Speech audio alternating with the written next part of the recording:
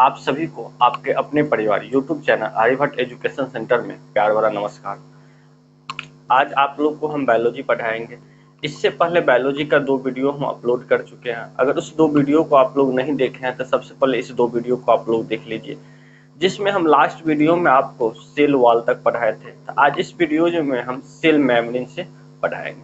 तो चलिए क्लास को हम कंटिन्यू करते हैं। तो अब देखिए सेल मेम्ब्रेन क्या होता है। सेल मेम्ब्रेन मतलब कोशिका झिल्ली। कोशिका झिल्ली, तो कोशिका झिल्ली आप सेल मेम्ब्रेन इंग्लिश में कह सकते हैं। कोशिका झिल्ली सेल मेम्ब्रेन। देखिए कोई सेल है, मान लीजिए इस सेल पढ़े थे हम पिछले क्लास में। इस सेल का आउटर भाग, बाहर वाला जो भाग होता है उसे सेल वॉल कहते हैं, मतलब कोशिका भित्ति। कोशिका भित्ति, कोशिका भित्ति या इसे सेल वॉल कहा जाता है। सेल का सबसे बाहरी वाला भाग जो होता है उसे कोशिका भित्ति या सेल वॉल कहते हैं। ये कोशिका भित्ति जो है ना केवल प्लांट सेल में होता है, एनिमल सेल में नहीं होता। इनके अंदर वाला भाग जो होता है, ऐसे हम एक मेम्ब्रेन बताए थे, इसके अंदर वाला जो भाग होता है इसे ही सेल मेम्ब्रेन कहते हैं, जिसे कोशिका झिल्ली कहा जाता है। तो इस वाले पार्ट को कहा जाता है कोशिका झिल्ली। कोशिका झिल्ली या इसे आप सेल मेम्ब्रेन कह सकते हैं, समझ गए। तो कोशिका झिल्ली जो है ये एनिमल सेल और प्लांट सेल दोनों में होता है। कोशिका भित्ति जो है ना सेल वॉल, वो आपको प्लांट सेल में होता है, और ये कोशिका झिल्ली जो है ना एनिमल्स और प्लांट सेल दोनों में होता है। तो कहेगा कोशिका भित्ति मतलब सेल वॉल किस में होता है, केवल प्लांट सेल में। प्लांट सेल का क्या है, बाहरी भाग है, आउटर भाग है। लेकिन कोशिका झिल्ली पूछा जाएगा तो हम कहेंगे कोशिका झिल्ली जो है ना प्लांट सेल और एनिमल सेल दोनों में होते हैं। ये जो है ना कोशिका झिल्ली प्लांट सेल का इनर भाग है और एनिमल सेल का आउटर भाग है। मतलब प्लांट सेल का जो है ना अंदर वाला भाग होगा। और देखिए क्यों होगा अंदर वाला, क्योंकि देखिए कोशिका भित्ति सेल वॉल जो है ना प्लांट सेल का बाहर वाला भाग होता है, अंदर वाला भाग क्या होगा, प्लांट सेल का सेल मेम्ब्रेन होगा, कोशिका झिल्ली होगा। लेकिन एनिमल सेल का ये बाहर वाला भाग क्या होगा, कोशिका झिल्ली होगा। एनिमल सेल का पूछा जाए तो बाहर वाला भाग क्या होगा, कोशिका झिल्ली। तो सबसे पहले कोशिका झिल्ली का निर्माण किससे होगा, कोशिका झिल्ली के निर्माण, इसके निर्माण जो होते हैं ना तो इसकी 3 परत होती है। कोशिका झिल्ली जो होता है ना सेल मेम्ब्रेन, उसके 3 परत होते हैं। 3 परत में अंदर और बाहर वाला 3 परत होते हैं। 3 परत में अंदर और बाहर, अंदर और बाहर, और एक मध्य परत बीच वाला भाग। तो अंदर और बाहर जो होता है ना प्रोटीन से बना होता है, अंदर और बाहर वाला भाग प्रोटीन से बना होता है। और मध्य वाला भाग जो है ना फास्फोलिपिड मतलब वसा से बना होता है। फास्फोलिपिड, फास्फोलिपिड्स, फास्फोलिपिड्स मतलब वसा से बना होता है। अंदर वाला भाग वसा से बना होता है, समझ गए। अंदर और बाहर वाला भाग प्रोटीन से बना होता है, बीच वाला जो भाग होता है ना फास्फोलिपिड से बना होता है। इसकी जो मोटाई की बात किया जाए नहीं, टोटल मोटाई, तो इनकी मोटाई जो आपके होते हैं 25 एंगस्ट्रम से 75 एंगस्ट्रम के बीच होता है। इनकी मोटाई आपसे पूछा जाए, किसकी मोटाई, तो सेल मेम्ब्रेन की। तो 25 एंगस्ट्रम से कितना होते हैं, 75 एंगस्ट्रम। ये एक अर्धपरागमीय झिल्ली होता है, अर्धपरागमीय झिल्ली होता है, अर्धपरागमीय झिल्ली होता है, समझ गए। तो अगर कहेगा इसका निर्माण किससे हुआ था, इसकी 3 परत होते हैं। 3 परत में अंदर और बाहर वाला भाग जो होता है प्रोटीन से बना होता है, और मध्य वाला भाग फास्फोलिपिड से बना होता है। फास्फोलिपिड मतलब वसा से। अगर इसकी मोटाई की बात किया जाए तो 25 एंगस्ट्रम से 75 एंगस्ट्रम तक होता है। वो कैसा होता है, अर्धपरागमीय होता है, समझ गए, अर्धपरागमीय होता है। अब इसका खोज किसने किया था, तो इसकी खोज के बारे में सबसे पहले क्रेमर ने उसे खोजा था। क्रेमर कब किस चीज में खोजा था, तो आरबीसी में। सबसे पहले क्रेमर ने किया था इसका खोज, और किस में किया था, आरबीसी में। अब कहिए सर इसका कार्य क्या है, इसकी कार्य क्या है, ये कार्य क्या है, कोशिका झिल्ली की कार्य है बाहर से आने वाले पदार्थ को निर्धारित और नियंत्रण करना, और अंदर से बाहर जाने वाले पदार्थ को निर्धारित या नियंत्रण करना।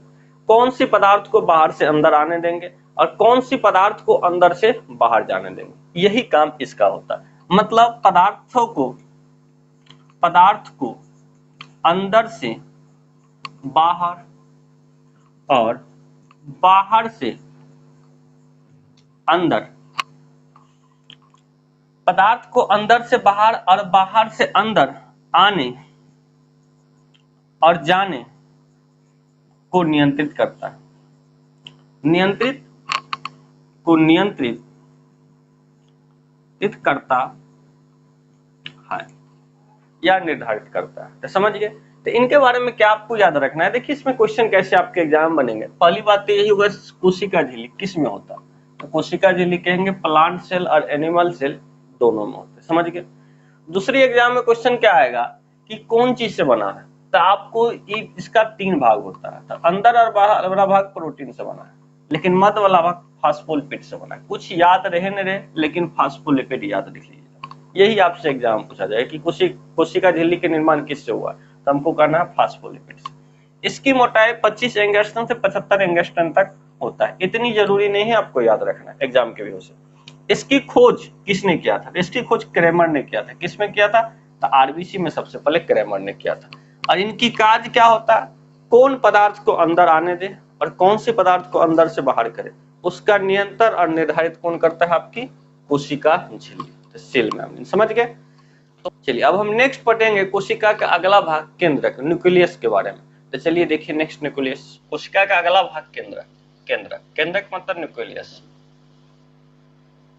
न्यूक्लियस केंद्रक।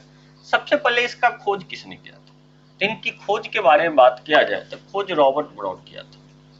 खोज रॉबर्ट ब्राउन 1831 में किया था। समझ गए। कहेंगे इसका खोज किसने किया था, तो रॉबर्ट ब्राउन। कब किया था, 1831 में। अब इसके स्टडी को क्या कहा जाता है, अध्ययन, स्टडी, कार्डियोलॉजी। तो कहेगा कोशिका के केंद्रक के अध्ययन को क्या कहा जाता है, तो हम क्या कहेंगे, कार्डियोलॉजी। समझ गए। खोज किसने किया था, तो रॉबर्ट ब्राउन ने किया था। समझ गए। यह जो है कोशिका का महत्वपूर्ण कोशिकांग है, कोशिका का महत्वपूर्ण कोशिकांग, महत्वपूर्ण कोशिकांग, कोशिकांग। अब महत्वपूर्ण कोशिकांग का अर्थ क्या हुआ, कोशिका का महत्वपूर्ण अंग। कोशिकांग मतलब कोशिका का महत्वपूर्ण अंग। अब क्यों महत्वपूर्ण अंग है, क्योंकि देखिए कोशिका के अंदर जितनी भी गतिविधि होता है ना, जितनी भी एक्टिविटी होता रहता है ना, सारा को कंट्रोल नियंत्रित वही करते हैं। तो कोशिका की गतिविधि को नियंत्रित करते हैं। गतिविधि को नियंत्रण, कोशिका को गतिविधि को नियंत्रण के कौन करता है, हम क्या कहेंगे, केंद्रक करता है। कोशिका के गतिविधि को नियंत्रण कौन करता है, तो केंद्रक करता है। समझ, इसीलिए इसे महत्वपूर्ण कोशिकांग कहा जाता है। यह कोशिका का सबसे बड़ा भाग है, कोशिका का सबसे बड़ा भाग, सबसे बड़ा भाग। पूछा जाएगा कोशिका का सबसे बड़ा भाग क्या होता है, तो हम क्या बताएंगे, केंद्रक। कोशिका का सबसे बड़ा भाग क्या होता है, केंद्रक होता है। समझ गए। अब ये जो है ना प्लांट सेल और एनिमल सेल दोनों, प्लांट सेल मतलब क्या होता है, पादप कोशिका, एनिमल सेल मतलब जंतु कोशिका। तो प्लांट सेल और पादप सेल दोनों में होता है। ये जो है ना पादप कोशिका में प्लाज्मा झिल्ली के पास,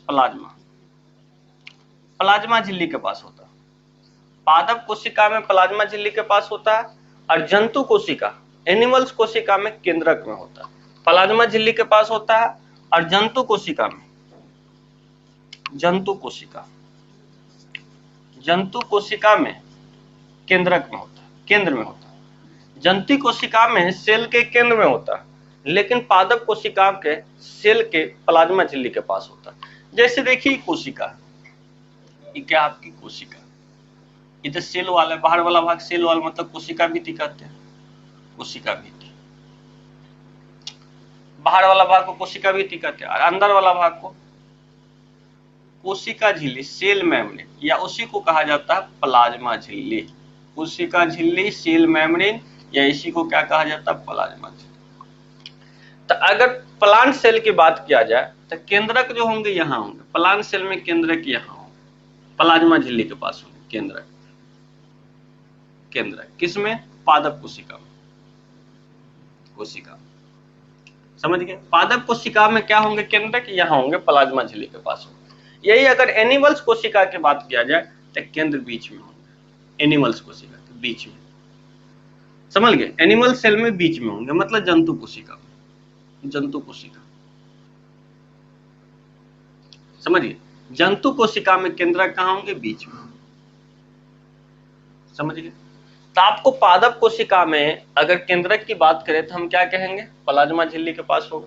लेकिन जंतु कोशिका में पूछा जाए केंद्रक कहाँ होंगे, तो कोशिका के केंद्र में होंगे, समझ गए।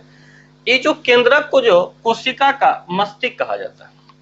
अब देखिए केंद्रक को जो है ना कोशिका का ब्रेन, कोशिका का ब्रेन, ब्रेन या मस्तिष्क कह सकते हैं, मस्तिष्क, और मैनेजर मतलब प्रबंधक, प्रबंधक, मैनेजर मतलब प्रबंधक, समझ गए। कोशिका का जो है ना मस्तिष्क अगर किसे कहते हैं तो हम कहेंगे केंद्रक को, या कोशिका का मैनेजर कैसे कहेंगे, प्रबंधक को। अब जिस कोशिका में अगर केंद्रक नहीं होगा तो उसे ब्रेनलेस कोशिका कहा जाता है, जिसमें केंद्रक नहीं, जिस कोशिका में अगर केंद्रक नहीं होगा, केंद्रक नहीं, तो उसे क्या कहते हैं, ब्रेनलेस, ब्रेनलेस या मस्तिष्कहीन कोशिका, ब्रेनलेस, ब्रेनलेस कोशिका, समझिए, ब्रेनलेस या मस्तिष्कहीन कोशिका कहते हैं। जिस कोशिका में केंद्रक नहीं होगा उस कोशिका को ब्रेनलेस या मस्तिष्कहीन कोशिका। अब क्या कौन सी ऐसी कोशिका सर जिसमें ब्रेन नहीं है, या कौन सी ऐसी कोशिका है सर, कौन सी ऐसी कोशिका है जिसमें केंद्रक नहीं है। आखिर केंद्रक नहीं होंगे तो इस कोशिका में होंगे क्या, तो जिस कोशिका में केंद्रक नहीं होते हैं उसमें साइटोप्लाज्मा होते हैं, साइटोप्लाज्मा, साइटोप्लाज्मा, समझिए, जिस कोशिका में केंद्रक नहीं होंगे उसमें क्या होंगे, साइटोप्लाज्मा। तो याद रखना है आपको, जिस कोशिका में केंद्रक नहीं होंगे उसमें क्या होंगे, साइटोप्लाज्मा। अब साइटोप्लाज्मा जो होंगे तो कौन सी ऐसी कोशिका है जिसमें केंद्रक नहीं होता है, तो देखिए स्तनधारी, स्तनधारी, स्तनधारी जीव के में, स्तनधारी में आरबीसी, मैच्योरल आरबीसी, मैच्योरल आरबीसी, स्तनधारी में मैच्योरल मतलब क्या, परिपक्व आरबीसी में केंद्रक नहीं होता। जो स्तनधारी के आरबीसी परिपक्व हो गया है उसमें केंद्रक नहीं होता, इसमें केंद्रक नहीं होता, केंद्रक नहीं होता, उसमें केंद्रक नहीं होता। तो कहेंगे मैच्योर आरबीसी जो होते हैं ना, परिपक्व आरबीसी, उसमें केंद्रक नहीं होते हैं। ये किसके, एनिमल सेल की बात हो गया। अगर वही प्लांट सेल की बात किया जाए, प्लांट सेल मतलब पादप कोशिका की, पादप कोशिका में, पादप, पादप कोशिका में जो होता है शिव सेल, शिव सेल में नहीं होता केंद्रक, शिव सेल। अब क्या शिव सेल का होता, तो जाइलम जो होता है ना पादप कोशिका में, इसी का शिव सेल होता। चलिए तो क्या देखिए पादप कोशिका में अगर पूछा जाए किसमें केंद्रक नहीं होता, हम कहेंगे शिव सेल। शिव सेल किसका सेल है, तो जाइलम का सेल है, समझ गए। प्लांट कोशिका का जो होता है प्लांट सेल में एक जाइलम होती है। जाइलम का क्या काम होता है, देखिए पेड़ पौधे को जो खनिज लवण मिलता है वो कौन देता है, जाइलम देता है, जड़ के माध्यम से। खनिज लवण पानी का आवश्यकता जो होता है पेड़ पौधे को, ये जाइलम देता है। नाम सुने हुए जाइलम और फ्लोएम। तो जाइलम क्या करता है, पेड़ पौधा को जल लवण का रिक्वायरमेंट को पूरा करता है। लेकिन फ्लोएम क्या करता है, जो फोटोसिंथेसिस क्रिया जब प्रकाश कर लेता है, भोजन अपना बना लेता है, तो फूड का ट्रांसपोर्ट करता है। अब ट्रांसपोर्ट कहाँ करता है, तो कोशिका के अणीय भाग जो होता है ना वहां स्थानांतरित करता है, समझ गए, ट्रांसफर करता है, फूड का ट्रांसपोर्ट करता है, समझ गए। तो फ्लोएम ट्रांसपोर्ट करता है फूड का, और जाइलम क्या करता है, जल और लवण जो खनिज पदार्थ को चाहिए वो क्या करते हैं, पूर्ण। चलिए तो हम देखेंगे केंद्रक जो है, ये केंद्रक को कितने भाग में बांटा गया। अब केंद्रक के जैसे हम यहाँ फिगर लिखते बनाते हैं, यहां से निकाल लिए, चलिए अब हम देखेंगे केंद्रक का कितने भाग होता है। तो देखिए केंद्रक है, इसको हम बाहर निकाले, ये फिगर हो गया केंद्रक का, समझिए। इसे क्या कहते हैं, केंद्रक, केंद्रक या न्यूक्लियस। अब केंद्रक के बाहर क्या होता है, एक झिल्ली होता है, केंद्रक के बाहर झिल्ली होता है, समझ गए। केंद्रक के बाहर क्या होता है, एक झिल्ली होता है। इस झिल्ली को केंद्रक झिल्ली कहा जाता है, केंद्रक झिल्ली या न्यूक्लियस मेमोरी, केंद्रक झिल्ली, केंद्रक झिल्ली, इस झिल्ली को कहा जाता है केंद्रक झिल्ली या न्यूक्लियस मेमोरी, समझ गए। अब क्या होता है, इस केंद्रक के भी केंद्र में एक न्यूक्लियस होते हैं, एक केंद्र में जो होता है न्यूक्लियस,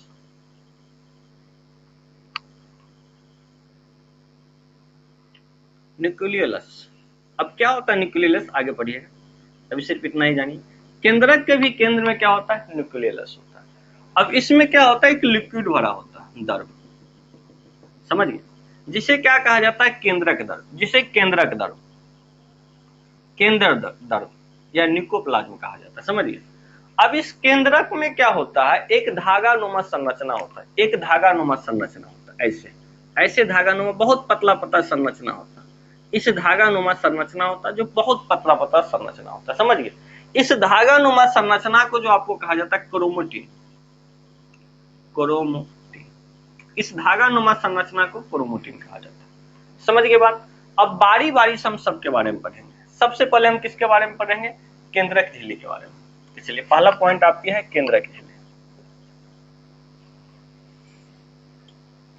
केंद्रक झिल्ली, या इसे कह सकते हैं आप न्यूक्लियस मेम्ब्रेन कह सकते हैं, न्यूक्लियस मेम्ब्रेन,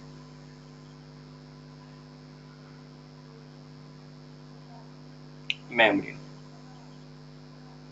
न्यूक्लियस मेम्ब्रेन कह सकते हैं, केंद्रक झिल्ली या न्यूक्लियस मेम्ब्रेन कह सकते हैं, समझिए। एक कौन चीज से बना होता है, ये जो होता है ना बाहर वाला भाग, ये आपका केंद्रक झिल्ली या न्यूक्लियस मेम्ब्रेन। तो आपको याद रखना, इसकी निर्माण जो हुआ है, इसके निर्माण वसा और प्रोटीन से, वसा और प्रोटीन से, इसमें इतना ही याद रखना, इससे ज्यादा कुछ नहीं। इसके पास अंदर वाला भाग, ये तो समझिए केंद्रक है, इसी के बारे में पढ़ना है। तो बाहर वाला भाग क्या हुआ, केंद्रक झिल्ली हो गया। अब अंदर में जो एक लिक्विड है, ये उसे हम केंद्रक द्रव कहते हैं। क्या कहते हैं, केंद्रक द्रव। तो सेकेंड देखिए केंद्रक द्रव, केंद्रक द्रव, सेकेंड केंद्रक द्रव जिसे न्यूक्लियोप्लाज्म कहा जाता है, जिसे न्यूक्लियोप्लाज्म, न्यूक्लियोप्लाज्म कहा जाता है, समझिए केंद्रक द्रव। अब इस केंद्रक द्रव में क्या क्या होता है, ध्यान दीजिए। ये धागानुमा संरचना देखते हैं, उसे क्रोमैटिन कहा जाता है। इसमें chromatin, chromatin, ribosome, ribosome, RNA, lysosome, समझिए। तो पूछा जाएगा आपसे केंद्रक द्रव में क्या क्या पाया जाता है, तो केंद्रक द्रव में क्या क्या पाया जाता है, क्रोमैटिन पाया जाता है, राइबोसोम पाया जाता है, आरएनए और लाइसोसोम पाया जाता है। इतनी बात याद रखना है आपको, समझ गए। अभी देख रहे हैं केंद्र में जो होता है उसे न्यूक्लियोलस कहा जाता है, न्यूक्लियोलस, ये दूसरा पॉइंट होगा। चलिए तीसरा देखिए, न्यूक्लियोलस, न्यूक्लियोलस। अब न्यूक्लियोलस का काम क्या है, तो सेल डिवीजन। जब कोशिका विभाजन होगा ना, तो सबसे पहले यही डिवाइड होगा। तो कोशिका विभाजन के समय क्या, सबसे पहले कौन सी भाग केंद्र का डिवाइड होता है, तो हमको याद रखना न्यूक्लियोलस, कोशिका विभाजन के समय।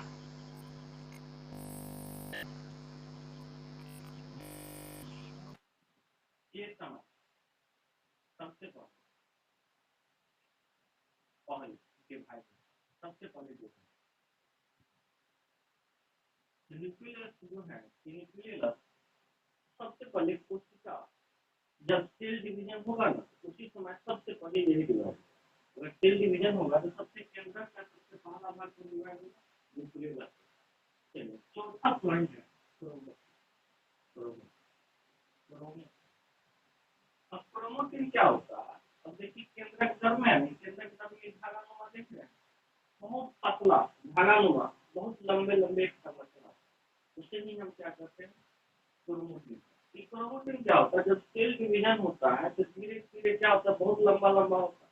ये धीरे धीरे सिकुड़ कर क्या होता है, छोटा छोटा हो जाता है, मोटा मोटा हो जाता है। छोटा छोटा और मोटा मोटा जो हो जाता है उसे क्रोमैटिन, समझिए।